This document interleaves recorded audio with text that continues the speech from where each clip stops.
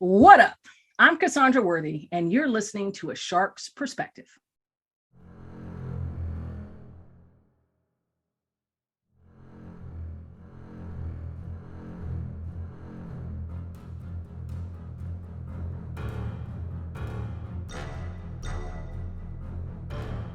Welcome back, and thank you for joining A Shark's Perspective. I am Kenneth Kinney, but friends call me Shark. I'm a keynote speaker, strategist, a shark diver, host of this show, and your chief shark officer. So how do you handle change? It's tough for a lot of people. In the corporate world, you could be killing it, but next thing you know, organizational shifts happen that might take you in another direction, and sometimes even out the door. The mechanisms you use to cope with change, especially those powered by your emotions, can be difficult, if not even dangerous. But better understanding those emotions can help you lead to recognize new options and opportunities and to becoming a change enthusiast. Cassandra Worthy is the founder and CEO of Change Enthusiasm. She's a former chemical engineer turned global keynote speaker and the author of Change Enthusiasm: How to Harness the Power of Emotion for Leadership and Success. And on this episode, we'll discuss dealing with change both personally and professionally, the emotions that occur, and how to grow through it, the dangers of some coping mechanisms, the 3 steps of change enthusiasm, the value of trust, shampoo formulation and battery innovation, Mark B, chemical engineering and centrifuges, famous shot putters, embracing change for your last meal on earth, and a lot more. So let's tune in to a change enthusiast with, you guessed it, a shark enthusiast on this episode of A Shark's Perspective. Cassandra, welcome to A Shark's Perspective. Would you please give us a brief overview of your background and your career to date? Sure, and thank you so much for having me. Background and career to date. So I'm a chemical engineer by trade. I went to Georgia Tech, got my engineering degree, and then I went on to work in corporate and more traditional roles for about 15 years. And it was all in CPG, consumer packaged goods, and majority in research and development, although I did some work that was a little bit more downstream, so in product supply and manufacturing. But I did a lot of cool stuff doing, shampoo formulation. I worked in a blazing razors business, got to do some cool injection molding. And it was a really awesome career just because I love engineering because it's all about solving problems. And I love solving really big, complex problems. But it was a career that I went through a lot of shift and a lot of change. And a lot of that was in acquisitions, multi-billion-dollar acquisitions. And I've been through a couple of them. And through that, I felt the pain, the emotions, the frustration, the anger, the grief that happens when we're going through that type of change. It feels like it's happening to us. And I personally developed a mindset that helped me grow through those change events, as well as inspire those around me to find learning and growth and evolution through big changes as well. And I just started hearing, folks around me saying, how are you doing this? How are you staying so energetic, invigorated? How are you leading other people through this? As well as my own intuition, just telling me that there was something bigger and better that I could be doing to make the world a better place. And so I started following curiosity on understanding what that could be like. What could it look like if I wasn't working in more traditional roles of corporate America? And I found myself on a stage one day talking about something that I was very passionate about, this mindset that I've now coined Change Enthusiasm. And I've just been off to the races, since then. So I own a training and leadership development firm called Change Enthusiasm Global. And I'm so grateful to travel the world sharing the message of change enthusiasm and training and developing leaders as it relates to being highly invigorated and inspirational leaders when going through change. Well, let's talk about this great book, Change Enthusiasm, which I got to read beforehand. It's fantastic. How to Harness the Power of Emotion for Leadership and Success. Yeah. You had all this stuff that you went through in your career, but what drove you to write the book? Why did you take this angst that came from what you went through in your career and put it pen to paper? Yeah. So I'll be honest with you. When I first started following that path of curiosity, when I was still working in corporate, I thought that I would just be an author, that I would just write self-help books. And that's how I would get this, energy and this message out into the world. But, before then, I found speaking and I found the stage. And so I started speaking before working on the book. And it was through the speaking engagements, through teaching change enthusiasm, that I started to get a pull of people wanting more. And honestly, I wrote the book because I wanted to pull change enthusiasm from the conceptual and into the practical, and really arm people with a means of actually practicing this mindset, right? This is about embracing emotion. This is about acknowledging emotion. This is about harnessing the power of that energy to fuel growth, transforming emotion into fuel for growth. And so I wanted to make it very practical and create some exercises and some worksheets really for people to put it into practice. So that's really what inspired me to write the book. I wanted people to become practicing change enthusiasts. And so I had to write the guidebook. I had to write the playbook for people to be able to do that. Well, your speaker demo reel is great. Your book jacket is great. All your graphics are great. You've got such a wonderful personality, a beautiful smile. But I thought it was really interesting when I looked at the powerful opening to your story in the book, and where you talk about your struggles with alcoholism. It's part of how you were trying to cope with other changes in your business and personal life. And I know a lot of CEOs that talk about issues like this. This is what's keeping them up at night, not market positioning, but the stuff that, the real world stuff that everybody goes through with dealing and coping with especially with change. But you write about it in the book, and it's a struggle that a lot of people are afraid to say out loud. If you don't mind, talk about what alcohol was to you and how that became a coping mechanism. Oh, yeah, for sure. So I always tell people that I am the greatest student of what I teach.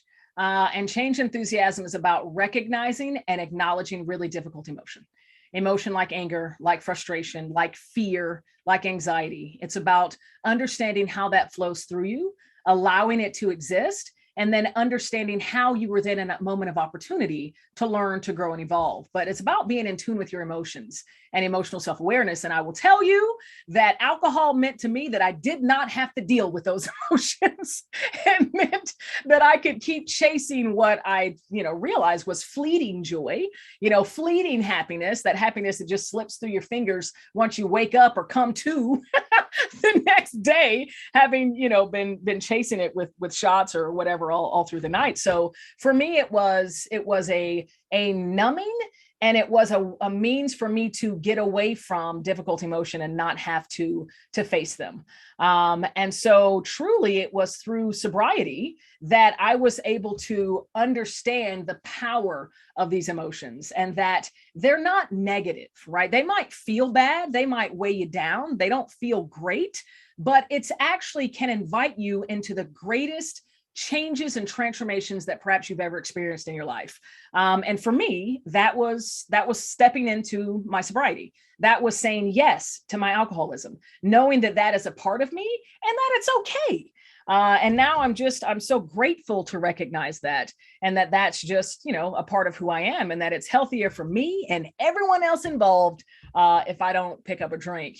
And it's through that clarity that sobriety has afforded me that I begin really stepping that path of curiosity that I have gotten into the work that I do today, that I'm so grateful to know is my purpose. I am living on purpose every day, sharing this message with the world to as many people as I can. And honestly, it's teaching a lesson that I strive to learn each and every day.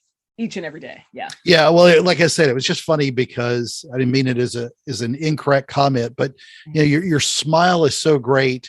And then you hit people as soon as they jump in, you hit them hard with that story. And there's a great story in there about the letter you wrote to the person you met the day before. And it was a very cathartic letter. And I encourage anybody to go read it. It's a really good story about how you were starting to deal with it. But, when you talk about emotion, that plays such a powerful part of change. A lot of this story of how to deal with it comes with your study of emotions. You speak about embracing those negative emotions and exploring opportunities presented and those conscious choices at a high level. Yeah. How should we go about developing to deal with change, that resilience muscle?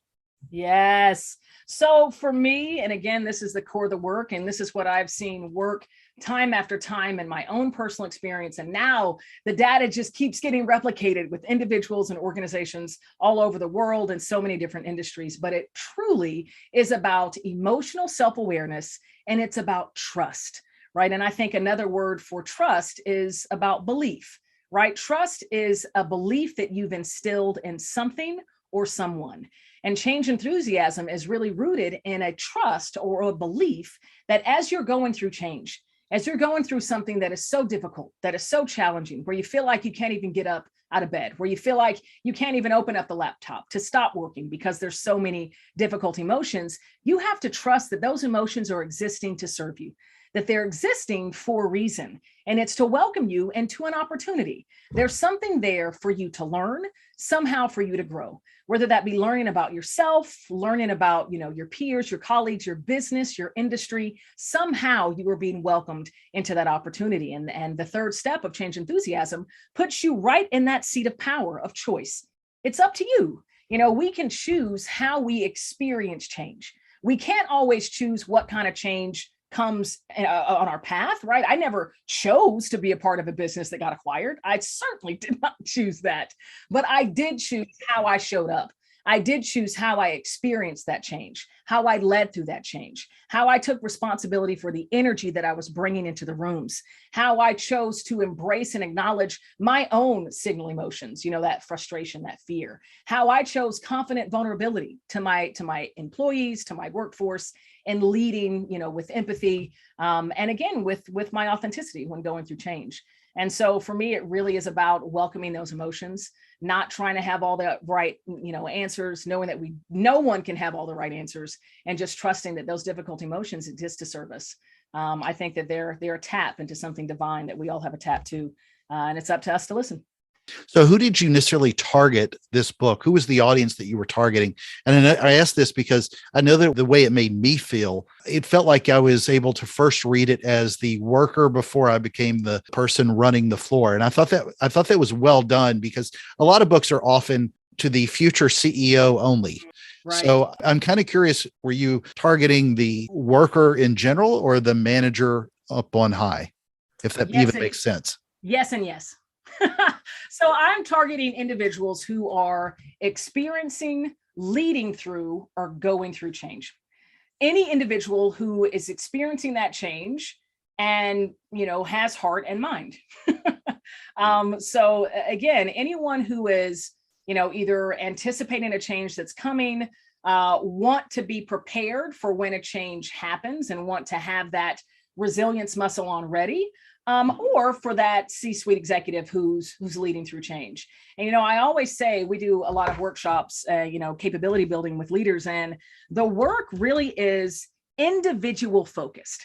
So many times when you're going through, change management training, leadership training, it's all about, okay, what can I do for the organization? What can I do for the team? What are some tools, some models, and that is a part of it. But there's also a part that is, what can I do for me so that I can show up my best, brightest self, so that I can show up invigorated and ready to inspire, and taking responsibility for my own energetic signature. So it's individually focused to inspire that invigorated leader. And then also there's some other tools in the advanced applications of the last third of the book that's really focused on those leading others through change. And it's about self-development. It's about thinking about how you can nurture yourself. And then so some of those things, those soft skills that are critical when you want to inspire those around you. So I'm going to dive into one of the stories that I really thought was great. I love the story about Mark B. So you're managing a team, kicking butt results. You have a good relationship with your manager. You're outshining your evil arch nemesis, Mark B. Your manager pings you and wants an oddly timed discussion, and you don't know what the issue might be, but then you find out your boss gets promoted, and you in the organization now has to report to Mark B. Boom. Yeah, exactly. Almost all of us have had something similar happen to us. Walk us through how someone should process this in a better way, rather than just punching a wall or Mark B if we saw him. Or punching Mark B. Exactly. Or your manager for getting promoted. How dare you? Exactly. So the first thing that I will say, first off, let me just name what the 3 steps of change enthusiasm are. We're kind of dancing around it, but let me be a little bit more explicit. So it's a 3-step mindset, what I call a growth mindset. And the first step is called the signal. And it's about recognizing and acknowledging the difficult emotions of change. And in my work, I've distilled that down to 5, which are frustration, fear, anger, grief, and anxiety.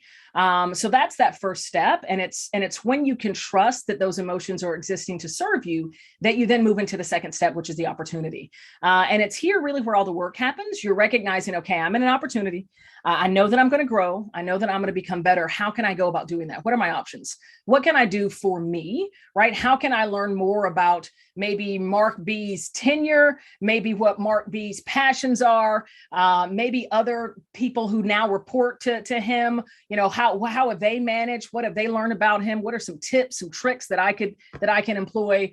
And then also thinking about, where do I want to grow in my career? What are some things that I can do? Maybe this next part is a stepping stone. Where do I want to go, and how can I leverage Mark B to get me there? And then that third and final step is the choice, right? So once you've weighed out these options, explored what's possible for you in that moment, you're choosing something that will ultimately inspire a better result, but really a better feeling, right? A better feeling. And it's not about leaping all the way from anxiety to anticipation, because, I can't even do that. It's not like, emotional manipulation. It's about making those little choices that's going to inspire that next best feeling, not necessarily the absolute best feeling of bliss or joy or anticipation. So yeah, I would say in that particular instance, when you've been, announcement comes, you've got news that just knocks you on your feet, practice that first step, which is allow the emotions to exist. If you're feeling anger, feel the anger. If you're feeling frustration, feel the frustration. Acknowledge it. Don't suppress it. Don't ignore it. Don't act like it's not there. Don't try to gloss over it. Allow it to exist, and take a moment to do that. And then allow that trust to bubble up and say, you know what, if I'm feeling this way, it means that I'm in a moment of opportunity. Something good is about to happen for me. And it's up to me to figure out what that good is. I'm about to learn from Mark B in ways that I never thought that I could. And you'll explore and see what that journey is all about. But yeah, practice that first step and then make your way through the second and the third. Well, Cassandra, if you ever went back into corporate America and you were being hired by a Mark B, then you have totally blown his chances of ever managing you effectively.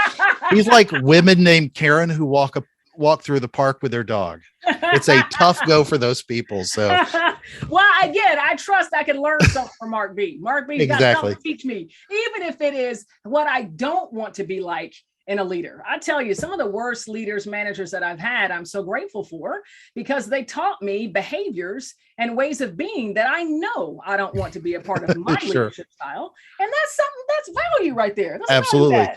Well, speaking further of trust, we have a mutual friend in David Orsager who talks about trust regularly, and this rings familiar with him. In the book, you talk about the value of trust and how that takes part in dealing with change. Elaborate, if you will, on the importance of its value. Yeah, for sure. And again, trust for me, if we define it, it's about belief. And then if you drill down belief even further, it's thoughts that we keep thinking, right? Thoughts that we keep thinking. For example, the person in my life that probably carries one of the highest levels of trust is my brother Richard. And I have built that trust through thinking the same thought over and over. And the data has supported that thought. I call him in the middle of the night because I need something. He picks up and he's there. I need a late ride to the airport. I pick up the phone. He's there. So all these data points have continued to instill this thought. If I call on my brother, he's going to be there. If I need him, he's going to be there. And I trust that because I've been thinking that same thought for years, and it's been replicated and nurtured through that data. And so it's so important especially when we're leading through change, that we can evoke, that we can nurture that level of trust in our employees and in our workforce. Because the moment that trust is out the window, then you lose hearts and minds. And though you might see change adoption happen, it will not be sustainable. I firmly believe that you can't have sustained change unless you have the belief that drives that change, that makes that change a reality, sustained.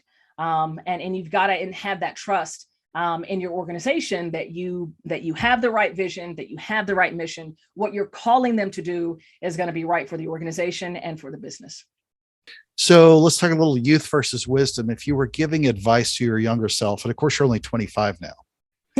No, I'm 40, almost 41. Well, where do you take emotion as part of your own story, and and how you deal with it and make it part of a youth versus wisdom and dealing with those emotions as you mature. You even write on the jacket of the book where you talk about writing this to your 27-year-old self and then also to your 34-year-old self.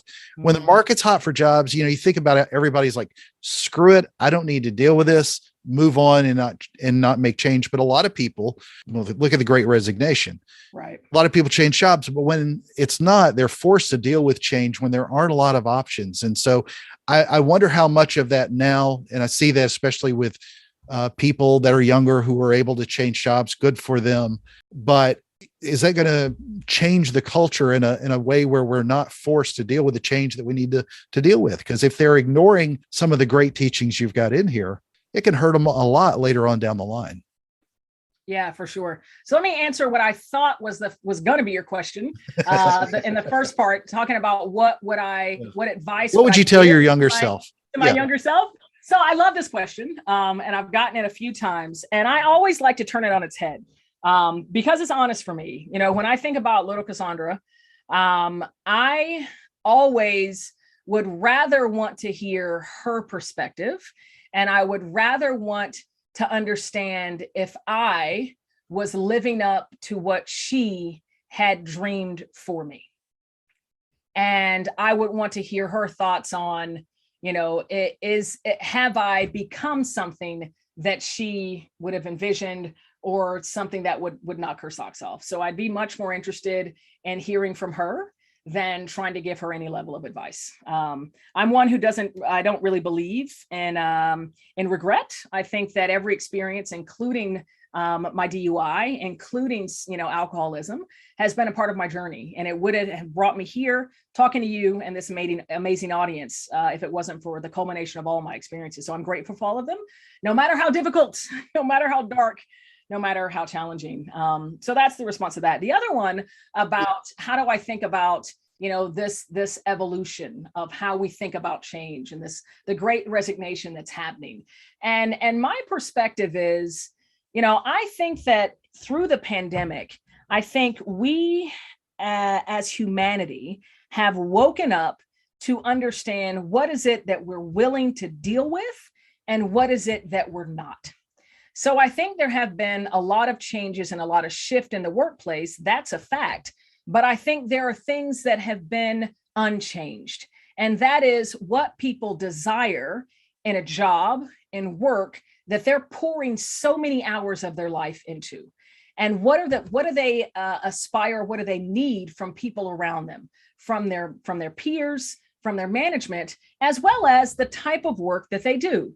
That it's something that resonates with their core values, something that they can be proud to say that they're doing their work towards. So I think that idea hasn't changed. If anything, that's become more and more to the forefront as people have had time to pause, to reflect, to think about, my God, I have given so many years of my life to this job that I'm not really that jazzed about, and that it really has just drained me. And so now it's like, I'm at a point where I want to start pursuing that thing that really aligns with my values and that lights me up. And so I don't think change is going to go anywhere. I think, if anything, the level of change and the pace of change to remain innovative, to be competitive, has done nothing but accelerate. So the need to be agile and flexible and change ready is still there. But I think what it's become incumbent upon employers is to ensure that they have the culture, that they have the values, the purpose, the why, the mission that's true and honest to their business. And as long as that's the case, hopefully you will attract the workforce where that resonates and they'll be wanting to stay, even though, things are changing very quickly. You got to be fast paced, got to be innovative. Things are going to be difficult, going to be challenging. But you know what? I believe in the mission. I believe in the value, and I love the people that I work with. And though I have difficult days, this is work that I enjoy doing. So yeah, I don't think change is going anywhere. And if change isn't going anywhere, the emotions of change certainly aren't going anywhere. What's your advice on how we embrace change enthusiasm for lifelong growth so that it goes beyond this one moment we're having to deal with every day versus one that we're able to deal with all the time? Yeah, two things. Number one, the idea of leaving emotion at the door of business is an antiquated one. I always say that when we leave emotion at the door of business, we are leaving humanity at the door of business. We are naturally emotional beings. As Brene Brown says, we are not cognitive beings. We are emotional beings that think from time to time. And so the fact that we have workforces that are humanity, we employ humanity, we have to be open and acknowledge that emotional energy. And the embrace of change enthusiasm rests in the promise of it, right? When you can acknowledge those emotions, when you can recognize the opportunity that change presents, sitting in your seat of power, in your seat of choice, that's when you can start transforming all that emotional energy into that fuel. That's when you'll see more workforces being excited, getting that level of anticipation. And although there are days when there's frustration, when there's anger, if I'm feeling that, I'm in a moment of opportunity. I'm about to learn something. I'm about to grow somehow. And it's up to me to choose how I do this, how I navigate this. And so for me, when you practice change enthusiasm, it really is about nurturing that resilience muscle, giving you the goods so that you can continue to flex it and strengthen it, and truly becoming change ready, such that when change hits, and it's inevitable that it will, and those emotions start being inspired, you won't run away from them. You won't ignore them. You won't assume that, you know what, I'm feeling frustrated, so it means I need to quit. But rather you'll explore them, understand their meaning, understand what that opportunity is for you, whether that be leaving your current employment or staying there and finding other ways for you to grow and inspire those around you. As we get towards the close, I know you've been killing it as a speaker, but I'm curious, as a speaker, where and when did you know that this was really resonating for you in a very rewarding speaking career? Oh my gosh, the first time I was on stage. The first time I got on a stage and then got off a stage. And that's really where I've recognized my purpose. For so many years when I was leading organizations in R&D, leading innovation, meeting with different teams, traveling different countries all over the world, I could see that there was a vibrance that happened in people. When I was leading meetings, when I was a part of teams, I could feel that around me. And I heard that. People tell me that, Cassandra, you can light up a room, the way that you lead organizations, the way you can inspire people. I had heard that, but I hadn't really embraced it as a gift and a part of my purpose. But when I got off that stage for the first time, and I felt this same energy that I feel animating me, that I feel flowing through me, when I felt that same energy bounce out of somebody's face, through their eyes, through their smile, and it was like it was, coming outside of me, coming outside of them, and it was greeting itself. It was like this magical moment. And it's a moment that I get to enjoy, so many times a year in my speaking engagements and the more in-depth training work that I do. And it just assures me every time that, holy cow, I'm living on purpose. This is my purpose. I'm supposed to share this gift in this way. Well, Cassandra, I ask this of all my guests, and there are sharks in Atlanta. Yeah. I've been to the Georgia Aquarium many times, Yes. but I have to ask, what is your favorite kind of shark and why? Oh man, I don't have much shark knowledge. So we'll go with the whale shark at Georgia Aquarium. I'll spot you that one. So I know two types of sharks. I know the hammerhead, and I think that one just looks cool. And I always think about, how does that dude survive when he's got those eyes completely 180? Like, what's that all about? He's got all kinds of other senses that help him navigate. And then the other that I know is the bull shark, which I think is one of the most aggressive, and the one that you really have to be careful with, because I think it's one of the only ones that will actually try to take a bite at you. So yeah, I guess I'm gonna go ahead and say the bull shark, because I want to make sure I don't get bit. So I need to learn about it. I need to respect it. I need to recognize when it might be around so that I'm not also in those waters. It's very, very true. I have a tattoo of both of them. So, really? Oh yeah. Yeah. I'm all shark tatted up. Oh, so. I love it. I love it. Well, Cassandra, it's a special time of the show. Are you ready for the 5 most interesting and important questions that you're going to be asked today? Talk to me. All right. Number 1, friends are in town visiting Atlanta and you want to take them somewhere that is authentically Atlanta. You're taking them out to eat either at Chops in Buckhead for one of Atlanta's finest steaks or lobsters, or you're taking them to the iconic Varsity, home of slaw dogs and chili cheeseburgers, Atlanta's original American eatery, family owned and operated since 1928. Can I take them to both?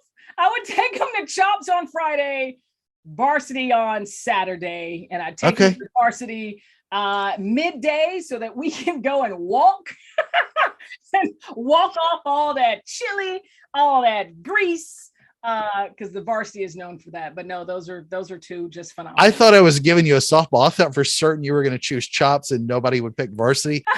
I actually kind of like varsity from spending way too much time downtown. Varsity, it's about the experience. It's about the experience and supporting that incredible business. Yeah, exactly. All right. Number 2. This is innovation as far as your time at P&G goes. Mm-hmm. Working with the innovation in batteries or the innovation in shampoo? Oh, I'd have to say batteries. Because batteries, you get to not only work with complex fluids processing, which is exactly what shampoo is, and a lot of cool surfactant and polymer chemistry in shampoo, but you also get to do metal processing. You get to do component mechanical strain testing. There's a lot that goes into the manufacture and design of electrochemical cell. And I had no idea until I actually went to my first manufacturing facility, and I got to work with molten zinc and spinning it in this huge centrifugal reactor. It's the coolest stuff. I'm surprised that there's actually any innovation in shampoo. Again, I thought I was giving you a softball. I thought they just like at most put avocados or something in it on the label, you know. No, there's innovation. There's some things that happen. You be blown, but surfactant and polymer chemistry, you can do some weird stuff, man. Weird stuff happens. All right, number 3, some change enthusiasm music, and I hope you know both of these. Sam Cooke and A Change Is Gonna Come, which is one of my favorites, or Jennifer Hudson and I'm Changing from Dreamgirls. I have to say Sam Cooke because thank you. It was the first song that I actually sang on a stage in my adult life, and I sang it for my first TEDx. Is there a video of that? There is. Okay. It's my first TED Talk. So you were born by the river in a little tent?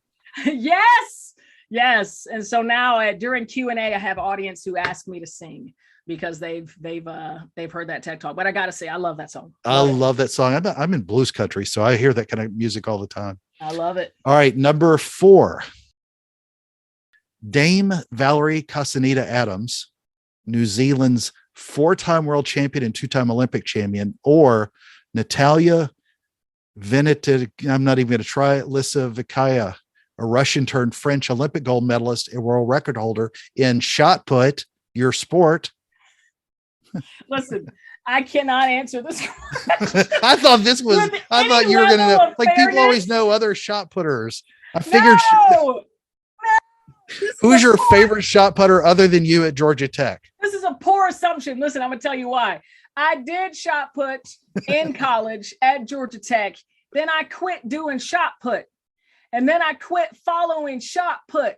So I don't know. I don't know any of the current throwers. So I'm going to say both of them. Okay. Yeah. Well, decorated doing a thing. I'd never heard of either of them and didn't know either. So, All right. Number 5, it's a question we all know. Yeah. Number 5, and the most important question that you're going to be asked today is biscuits or cornbread? Oh my goodness. What am I eating it with? You choose. Gosh, no extra setup. It all depends. Breakfast is always. It's your last meal on earth. It's my last meal, dude? Yeah. Well, that's the only way I can. Wait. Yeah, I know. Cassandra, you are about to pass away. And you can either eat a biscuit or.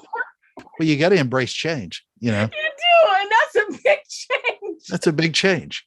That's the biggest transition you could ever dream of. I will go with cornbread because if I'm eating cornbread, it means that I'm eating something that's dinner. And I would prefer to be eating a dinner something for my last meal before I transition. No problem. And breakfast. You got to embrace change when the end of the world is coming. So, and you'll get through that and cope with biscuits or cornbread. So, Cassandra, speaking of change, you are about to die. I went from softball to t-ball with a curveball. All right. So, Cassandra, where can people find out more about you, get a copy of this book, keep up with you, what you're doing on stage and off, and more? Sure. Visit CassandraWorthy.com. That's where you'll get a lot of information, especially any booking inquiries. If you're interested in the book, go to ChangeEnthusiasmBook.com. You'll actually be able to download a free copy of the first chapter of the book and kind of have a read, see if it's something that you'd be interested in. There's also all the outlets of where you can buy it, and it's located at most bookstores, online, Amazon, all that kind of stuff. And then also I'm very active in social. Probably the best one is LinkedIn. So if you want to give me a follow, hopefully you'll enjoy the content. I share it daily. Cassandra, thank you so much for being with us today on A Shark's Perspective. It's my pleasure. Thank you for allowing me to think about my transition. Thanks so much to your listeners. Appreciate it.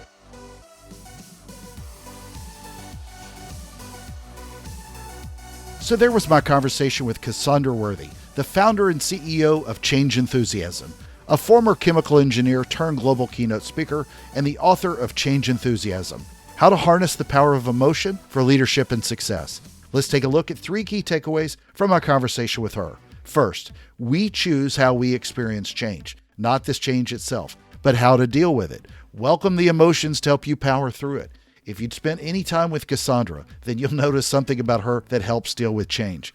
That big positive attitude and a big smile. Positive attitudes can be contagious and can help you and others deal with change. I wish I had read this book when I was going through a lot of changes in the corporate world. Remember this, show more smiles. Second, for any manager who wants more from their people, their employees, don't just invest in perks like snacks and unlimited days off and nap pods and things like that. Those are great and keep them. But if you really want more from people, then invest in trust and show the people you lead that they can trust you. Long term, it will get you much more than sparkling water drinks and granola bars. Third, coping mechanisms can come in all shapes and flavors and sizes when dealing with change. Some people get angry, some people eat comfort food. Cassandra, for example, was very open about her issues with alcohol. I've had plenty of friends and family who've dealt with alcoholism as well, and I encourage every one of them to seek professional help. Nothing wrong with that. Whatever it is, please make sure that these negative emotions don't help you hurt yourself or others. But Cassandra brings up her 3 parts of change enthusiasm. Things you can look for to help improve your life. 1 is the signal. Recognizing the emotions through change, begin to trust those. 2, look at the options through this opportunity. And 3, make a choice that will lead to a better feeling. Not necessarily the best feeling, but that next best feeling through those little choices. Got a question? Send me an email to kenneth@asharksperspective.com. Thank you again for the privilege of your time, and I'm so thankful to everyone who listens. Please consider writing a review and letting me know your thoughts on the show. Listen, a change is going to come, and that means we'll soon change guests, but we'll always have another great show. I'm enthusiastic about that. Join us on the next episode of A Shark's Perspective.